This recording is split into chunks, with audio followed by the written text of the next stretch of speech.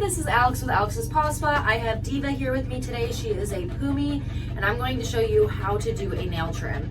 So I have my Miller's Forge nail clippers. I will go ahead and link them. These are my favorite nail trimmers. I use them on all breeds of dogs and cats. And I do have her lifted high up on a table. You can do this same thing on the floor. You're just gonna be down on there with her, so there's really no difference. If you have a table, it might be a little bit easier to maneuver the dog. But we'll start with the back feet. I always start with the back. So just turn her a little bit. So there's a couple ways that you can do this depending on their size.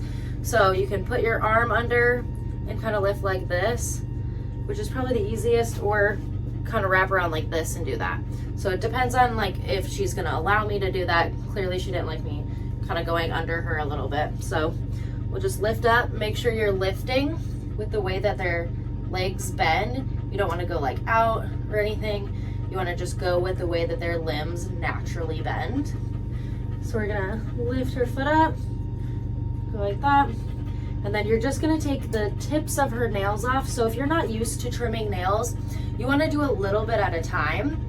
So when you're trimming them, you'll see it'll be white in the center of the nail. And then as soon as you see like a black, the spot in the center, that's when you know to stop. That's where the quick is, and you don't wanna cut that. So it's better to go a little bit at a time. Her quicks are really long, so her nails aren't super long. So I just do the tips anyway. So there's not much to cut off of her nails. And then same with the other one. So I'm not turning her, I'm not moving her around. I'm right-handed, so I'm simply just reaching over and grabbing this paw.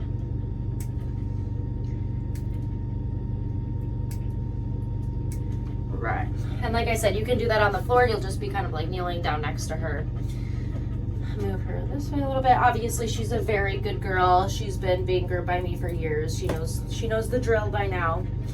So then we're gonna lift this one. So if they're being a little bit rowdier, a lot of times you can kind of put your arm over like this way, and kind of go like this, which holds them, let's see, like holds them tight next to you. So if they're being kind of rowdy and you're having a little bit of a harder time, that's kind of a nice, good, tight hold. You can pull forward. It's a little bit of a harder way to see, but it is possible if they're not liking anything else. Oh, maybe. Okay, so then again, with the way that her arms bend naturally, she's so cute. And then I'll just bend her this way, and then go ahead and just take the tips off. Good girl, baby. Good girl. Obviously, if it's a dog you don't know or they're a little aggressive, be careful putting your face too close to their face. You don't want any accidents. Don't know how they're gonna react and stuff like that. You just wanna be careful. Okay, so now for the last paw, because I'm right-handed, because of the way she's facing, I go ahead and turn her around. It makes things a little bit easier.